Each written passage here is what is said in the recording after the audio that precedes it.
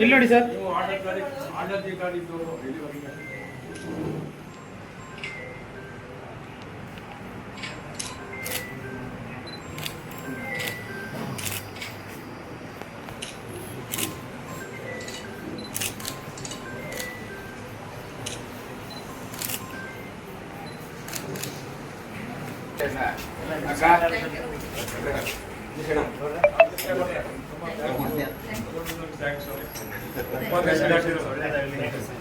ಆಯ್ತು ಬನ್ನಿ ಕೂತ್ಕೊಳ್ಳಿ.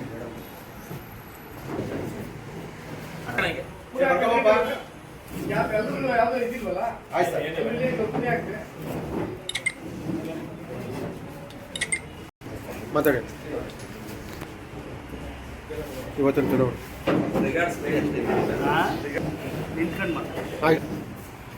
ಎಲ್ಲ ಗೌರವಾನ್ವಿತ ನಿರ್ದೇಶಕರುಗಳಿಗೆ, ಸಹಕಾರ ಇಲಾಖೆ ಅಧಿಕಾರಿಗಳಿಗೆ ಹಾಗೂ ಚುನಾವಣಾಧಿಕಾರಿಗಳಿಗೆ ಈ ಸಂದರ್ಭದಲ್ಲಿ ನಮಗೆ ಅವಿರೋಧವಾಗಿ ಆಯ್ಕೆ ಮಾಡಲು ಸಹಕಾರ ನೀಡಿದ ತಮ್ಮೆಲ್ಲರಿಗೂ ಕೂಡ, ಅದರಲ್ಲೂ ವಿಶೇಷವಾಗಿ ಏನು ನಮ್ಮ ರಘುನಂದನ್ ಅವರು, ಶಿವಕುಮಾರ್ ಅವರು, ರಾಮಕೃಷ್ಣಗೌಡರು, ಕೃಷ್ಣ ಅವರು ಒಂದು ಒಳ್ಳೆಯ ನಿರ್ಧಾರ ತಗೊಂಡು ಸಹಕಾರ ಸಂಘಗಳಲ್ಲಿ ಚುನಾವಣೆ ಸಲ್ಲದು, ರಾಜಕೀಯ ಸಲ್ಲದು ಅನ್ನೋ ಮುಖಾಂತರ ಅವರೇನು ಒಂದು ಸಂದೇಶ ಕೊಟ್ಟಿದ್ದಾರೆ.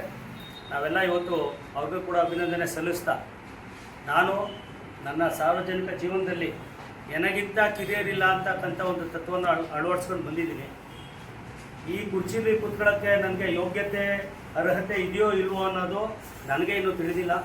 ನೀವೆಲ್ಲ ಸಹಕಾರಿ ಹಿರಿಯರಿದ್ದೀರಿ, ಈ ಕ್ಷೇತ್ರದಲ್ಲಿ ಭಾಳಷ್ಟು ವಿಚಾರ ಮಾಡಿರೋರು, ಹೋರಾಟ ಮಾಡಿರೋರು ಇದ್ದೀರಿ. ನೀವೆಲ್ಲರ ಮಾರ್ಗದರ್ಶನದಿಂದ ಒಮ್ಮತವಾಗಿ ಇದೊಂದು ಸಂಸ್ಥೆನ ಮುಂದೆ ತಗೊಂಡು ಹೋಗಬೇಕು. ಏನು ಕಳೆದ 5 ವರ್ಷದಲ್ಲಿ ನಿಂತು ನೀರಾಗಿತ್ತು ಅಂತ ಸೂಚ್ಯವಾಗಿ ಹಿಂದಿನ ನಿರ್ದೇಶಕರಾದ ರಘುನಂದನ್ ಅವರು ಹೇಳಿದ್ದಾರೆ.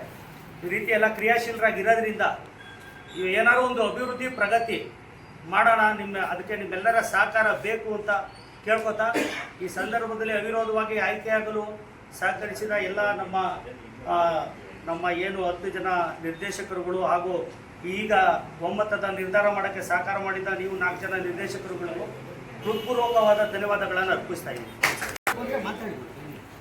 ಇದು ಹೊಸದಾಗಿ ನಾನು ಇಲ್ಲಿಗೆ ಹೊಸ ಕ್ಷೇತ್ರ ಇದು ನನಗೆ, ಆದರೆ ಎಲ್ಲರೂ ಸಹಕಾರ ಕೊಡಿ.